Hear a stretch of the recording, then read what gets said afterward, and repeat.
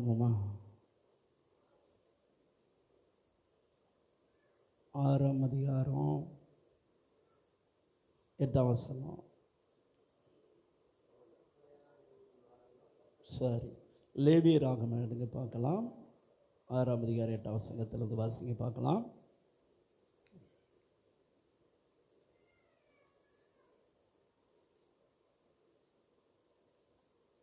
6ஆம் அதிகாரம் 8ஆம் வசனத்திலிருந்து. லேவியராகமம் 6ஆம் அதிகாரம் 8ஆம் வசனத்திலிருந்து. பின்னும் கர்த்தர் மோசேயை நோக்கி, நீ ஆரோனுக்கும் அவன் குமாரருக்கும் கற்பிக்க வேண்டிய சர்வாங்க தகன பலிக்குரிய பிரமாணம் என்னவென்றால், சர்வாங்க தகன பலியானது முழுவதும் விடிய காலம் மட்டும் பலிபீடத்தின் மேல் எரிய வேண்டும்.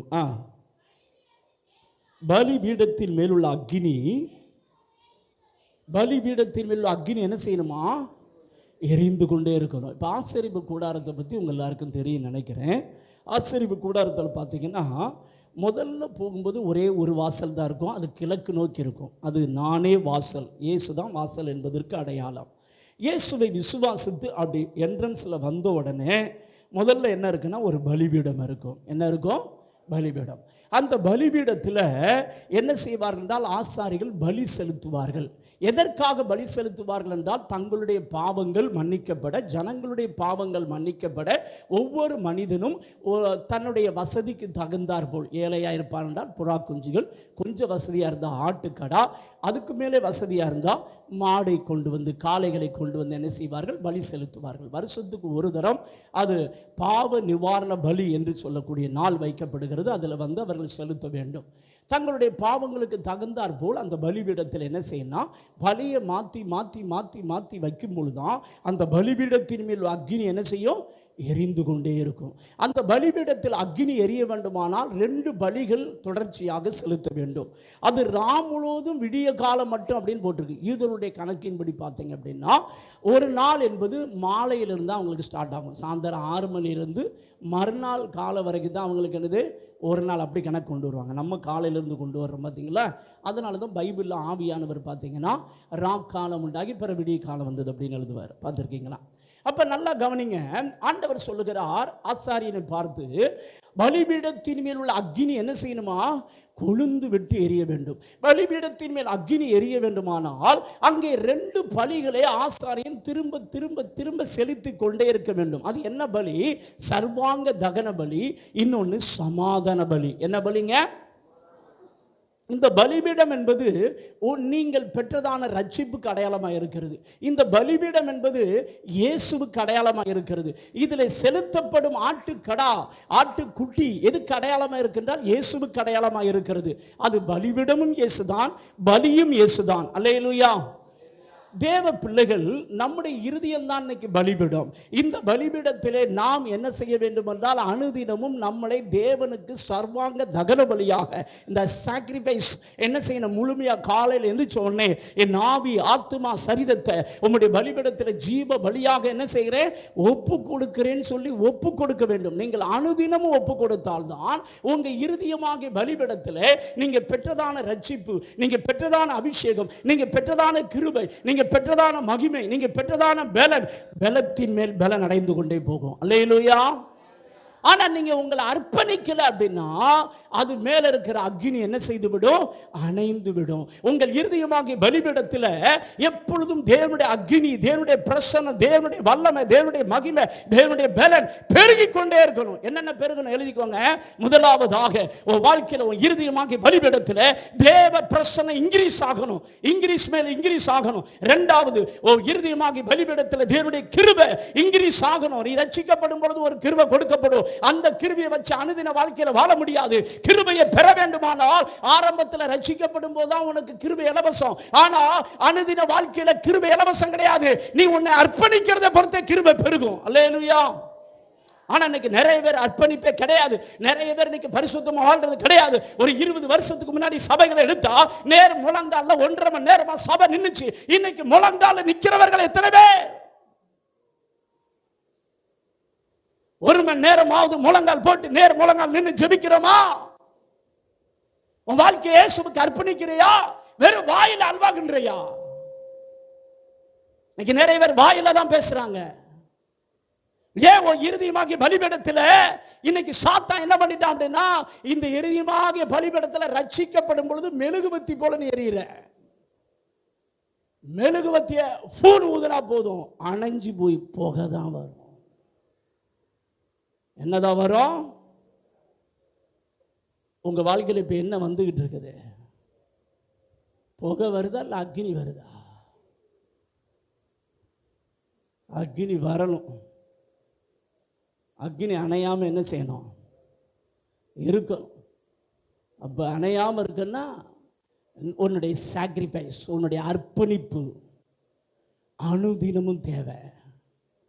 அணுதினமும் நீ உன்னை அர்ப்பணிக்கணும். எதை அர்ப்பணிக்கணும்? ஆவி, ஆத்துமா, சரீரம். ஆவி, ஆத்துமா, சரீரத்தை எப்படி அர்ப்பணிக்கிறது? எழுதுங்க பார்க்கலாம்.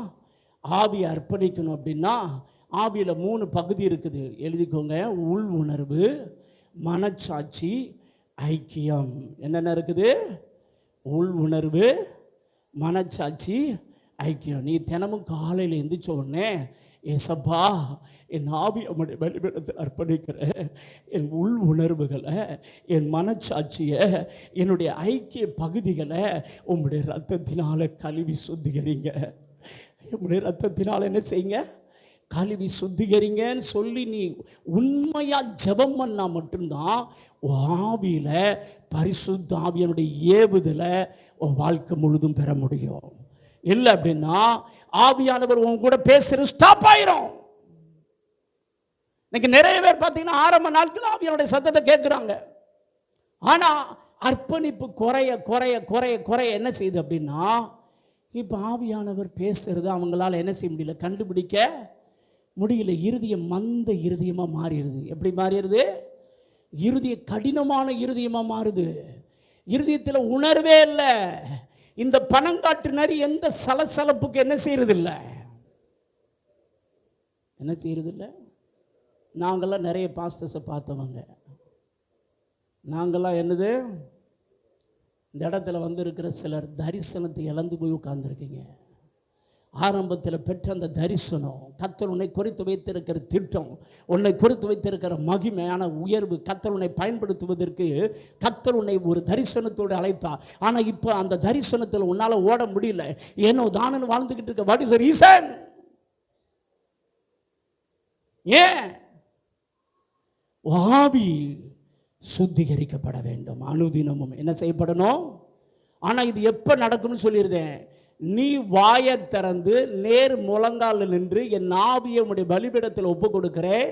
என் ஆவியில் இருக்கிற உள் உணர்வு பகுதி, மனச்சாட்சி பகுதி, ஐக்கிய பகுதிகளை ஏசப்பா உடைய ரத்தத்தினால கழுவுங்க, நான் என்னை ஜீவ பலியாக ஒப்பு கொடுக்கிறேன். நீ அனுதினமும் ஜெபிக்கும் பொழுதுதான் நீ உன் ஆவியை தேவனுடைய பலிபீடத்தில் அர்ப்பணிக்கிறாய். அல்லேலூயா. நீ இப்படி ஜெபிக்கல அப்படின்னா நீ அர்ப்பணிக்கலன்னு அர்த்தம். அர்ப்பணிக்காவிட்டால் நீ பெற்றதான தேவ பிரசன்னம், நீ பெற்றதான கிருபை, நீ பெற்றதான பலன், எழுதிக்கோங்க, 3வது பலன், 4வது நீ பெற்றதான மகிமை. கர்த்தர் ஒவ்வொருத்தனுக்கும் ஒவ்வொரு மகிமை வச்சிருப்பார். அந்த மகிமை இன்கிரீஸ் ஆகாது. என்ன ஆகணும் சொல்லுங்க? இன்கிரீஸ் ஆகணும். அல்லேலூயா. வளரணும். இன்கிரீஸ்னா என்ன அர்த்தம்? வளரணும். உங்க வாழ்க்கையில வளர்ச்சி இருக்கணும். என்ன இருக்கணும்? இன்னைக்கு எத்தனை வருஷம் ஆனாலும் வளர்ச்சி இல்லை. ஜெப வாழ்க்கையில வளர்ச்சி இல்லை. ஒரே இடத்துல நிற்கிறாங்க. அந்த காலத்தில் சைக்கிளில் இந்த டைனமோ போட்டு ஓட்டுவாங்க, பார்த்துருக்கீங்களா? இந்த காலத்தில் நீங்கள் அதெல்லாம் பார்க்கறதுக்கு வாய்ப்பு இல்லை. டைனமோ போட்டு டைனமோ போட்டு வேகமாக ஓட்டும் போது பவராக லைட் அடிக்கும். ஆனால் சைக்கிளை நிற்பாட்டியே ஸ்டாண்டு போட்டு என்ன செய்ய முடியும்? ஓட்ட முடியும். இன்னைக்கு நிறைய பேர் எந்த நிலைமையில் நிற்கிறாங்க தெரியுமா உங்களுக்கு? ஸ்டாண்டு போட்டு என்ன செய்யறான்? பவர் அடிக்குது. என்ன அடிக்குது? ஆனால் எந்த மாற்றமும் பக்கத்தில் எப்படி சொல்லுங்க, மாற்றம் இருக்குதா? இல்லை நின்ன இடத்துல நின்றுக்கிட்டு இருக்கீங்களா? நம்ம எல்லாரும் மேக்சிமம் எந்த லெவலில் தான் நின்றுக்கிட்டு இருக்கோம்? நின்ன இடத்திலே தான் நின்றுக்கிட்டு இருக்கோம். அக்னி எரியவில்லை. அக்னி மூண்டது, அனல் கொண்டது, என் இதயம் தியானம் செய்கையில் அக்கினி மூண்டது, அனல் கொண்டது என் இதயம் தியானம் செய்கையில். அக்கினி அக்கினி பரலோக பரிசுத்த அக்கினி, அக்கினி அக்கினி பரலோக பரிசுத்த அக்கினி. அக்கினி மூண்டது, சொல்லுங்க, அனல் கொண்டது என் இதயம் தியானம் செய்கையில். பற்ற வைக்க வந்தே பூமியிலே அக்கினி, இப்பொழுதே எரிய வேண்டும் ஏங்குகிறார். பற்ற வைக்க வந்தே பூமியிலே அக்கினி, இப்பொழுதே எரிய வேண்டும் ஏங்குகிறார். பலிபீடத்தில் அக்கினி அவியாமல் எப்பொழுதும் எரிந்து கொண்டே இருக்க வேண்டும். பலிபீடத்தில் அக்கினி அவியாமல் எப்பொழுதும் எரிந்து கொண்டே இருக்க வேண்டும். அக்கினி அக்கினி பரலோக பரிசுத்த அக்கினி. ஆமென். அக்கினி அக்கினி பரலோக பரிசுத்த அக்கினி. அக்கினி மூண்டது, அனல் கொண்டது என் இதயம் தியானம் செய்கையில். ஆமென். அக்கினி மூண்டது, ஆமென், என் இதயம் தியானம் செய்கையில். அல்லேலூயா.